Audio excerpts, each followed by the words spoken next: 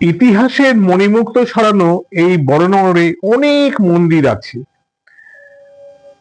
তার মধ্যে একটি হলো সুপ্রসিদ্ধ শ্রী শ্রী সিদ্ধেশ্বরী কালী মন্দির। কটিঘাট গঙ্গার ধারে প্রাচীন এই মন্দিরটি প্রায় 182 বছরের পুরনো। 1843 সালে তৎকালীন জমিদার জয়নারায়ণ বন্দ্যোপাধ্যায় এটি নির্মাণ করেন। এটি বড়নগরের প্রাচীনতম যত মন্দির আছে তাদের মধ্যে একটি অন্যতম, আর এটি একটি নিজস্ব ঐশ্বরিক মহিমা রয়েছে। নমস্কার বন্ধুরা, আমি অসিত লাহিড়ী।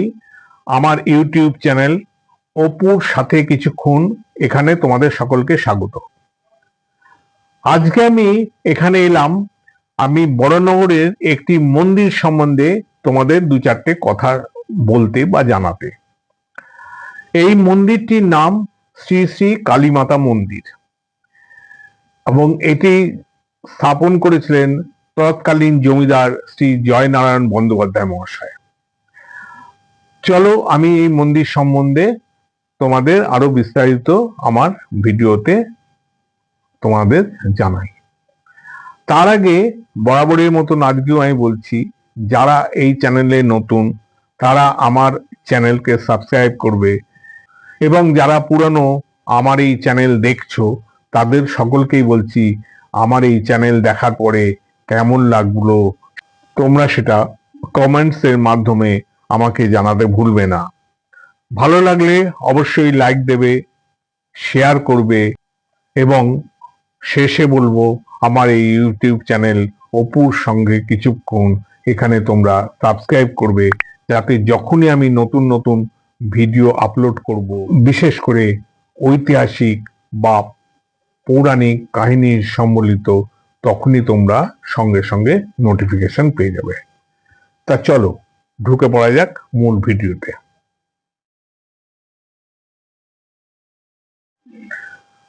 কটিঘাট গঙ্গার ধারে এই প্রাচীন ও বিখ্যাত কালী মন্দিরটি আজ থেকে প্রায় 182 বছর আগে 1843 সালে তৎকালীন জমিদার জয়নারায়ণ বন্দ্যোপাধ্যায় এটি নির্মাণ করেছিলেন।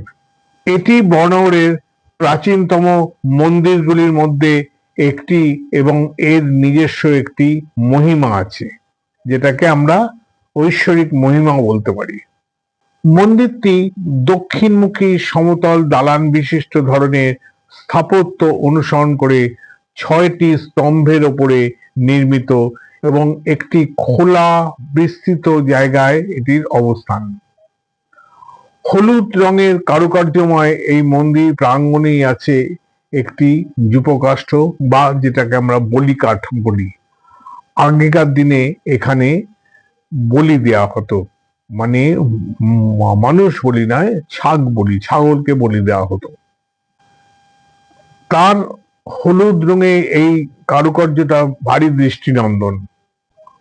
এছাড়া আছে একটি চাতাল বাঁধানো বট গাছ, যেখানে ভক্তরা ধূপকাঠি ও মোমবাতি জ্বালিয়ে তাদের মনস্কামনা এখানে নিবেদন করেন।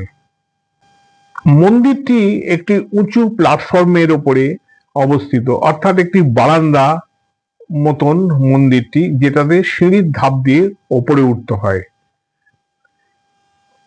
অধিষ্ঠাত্রী দেবী হলেন সিদ্ধেশ্বরী। দেবী সিদ্ধেশ্বরী হলেন কালীর একটি রূপ।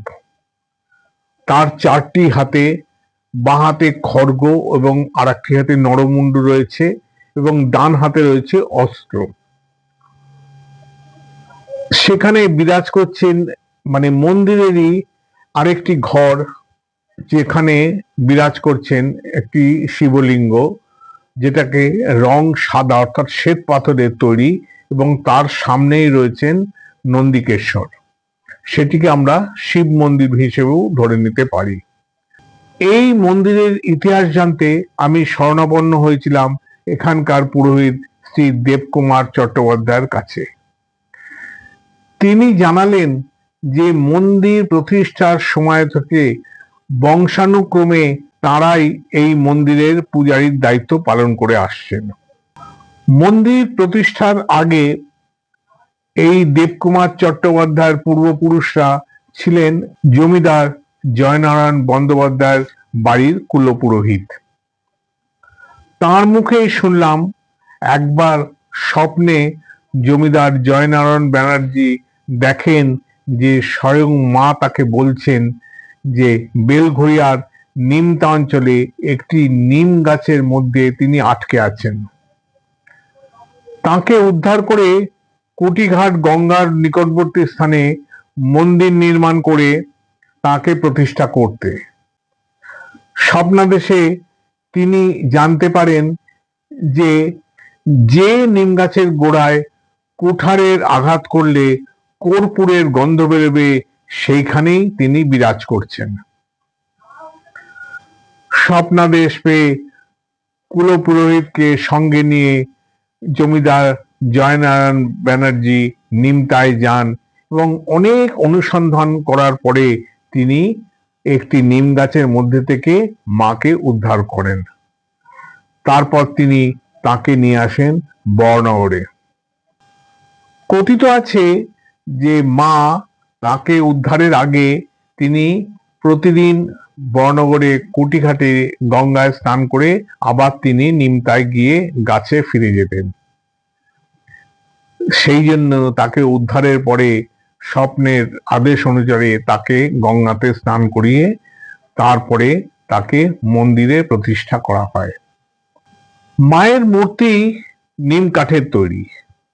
রটন্ত্রী চতুর্থীর দিন অঙ্গরাগ করিয়ে তিনি মায়ের মূর্তি প্রতিষ্ঠা করেন এই মন্দিরে। দক্ষিণেশ্বরে থাকাকালীন শ্রী ঠাকুর রামকৃষ্ণদেব বেশ কয়েকবার এই মন্দিরে এসেছেন। তিনি মাঝে মাঝেই পায়ে হেঁটে আসতেন বড়নগরে বিভিন্ন মন্দির পরিক্রমা করতে। তা এখানেও তিনি বেশ কয়েকবার এসেছেন। এই মন্দির ছাড়া তিনি এসেছেন বড়নগরে জয়মিত্র কালীবাড়ি, বড়নগর বাজারের কাছে কালীবাড়িতে এবং প্রামাণিক ঘাট রোডে ব্রহ্মময়ী কালী মন্দিরে। কথিত আছে যে একবার কেশবচন্দ্র সেন খুব অসুস্থ হয়ে পড়েন।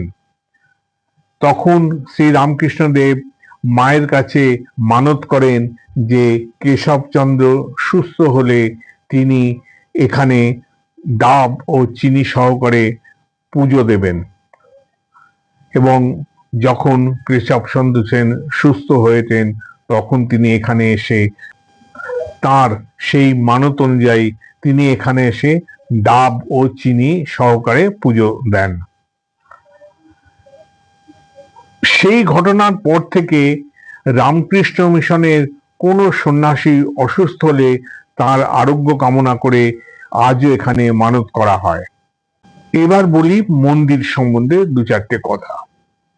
এখানে প্রতিদিন নিত্য পুজো ছাড়াও প্রধান উৎসবগুলি হলো জ্যৈষ্ঠ মাসে ফলহরণী কালী পুজো, যখন ফল দান করা হয়। জ্যৈষ্ঠ মাসে প্রচুর রসালো ফল আমরা পাই, আম কাঁঠাল ইত্যাদি, সেগুলো তাকে দিয়ে পুজো করা হয়। মাঘ মাসে রটন্ত্রী কালী পুজো মহা ধুমধাম সহকারে করা হয়ে থাকে। এছাড়া কার্তিক মাসে বাৎসরিক কালী পুজো, সেটাও যথেষ্ট ধুমধাম সহকারে এখানে আসে।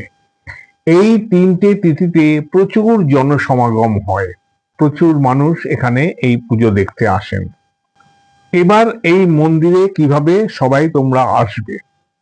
মন্দির পরিদর্শনের জন্য শ্যামবাজার বা ডানলপ যেদিক থেকেই আসো না কেন এসে তোমাদের সিথির মোড়ে নামতে হবে এবং সিথির মোড় থেকেই সিথির মোড় কুটিঘাট রুটের অটোতে উঠলে একদম মন্দিরের সামনেই তোমাকে নামিয়ে দেবে। মন্দির খোলা থাকে সকাল 6টা থেকে বেলা 12:30 অবধি এবং বিকেল 5টা থেকে রাত 8:30 অবধি। তো এই গেল মন্দিরের মোটামুটি ইতিহাস। আমি খুব সংক্ষিপ্ত আকারে তোমাদের বললাম। কেন বড়নগরে প্রচুর মন্দির আছে, আমি বিভিন্ন সময় বিভিন্ন মন্দির নিয়ে এখানে তোমাদের বলার চেষ্টা করব। আজকে আমি সিদ্ধেশ্বরী কালীমাতা সম্বন্ধে বললাম, ইচ্ছে আছে পরবর্তী ভিডিওতে আমি ব্রহ্মময়ী কালীবাড়ি সম্বন্ধে আরো কিছু কথা জানানো। তা যাই হোক বন্ধুরা, আমার এই ভিডিও আজকে তোমাদের কেমন লাগলো সেটা তোমরা আমাকে জানাবে। ভালো লাগলে লাইক দেবে, শেয়ার করবে, এবং সর্বোপরি বলবো আমার এই ভিডিওটা তোমরা সাবস্ক্রাইব করবে, তাতে যখনই আমি নতুন নতুন ভিডিও আপলোড করব সঙ্গে সঙ্গে তোমরা নোটিফিকেশন পেয়ে যাবে। তাহলে আজকের মতন আমি এখানেই শেষ করছি। আমি আসি, আবার পরবর্তী ভিডিও তোমাদের সাথে দেখা হবে। আপাতত চলি, টাটা।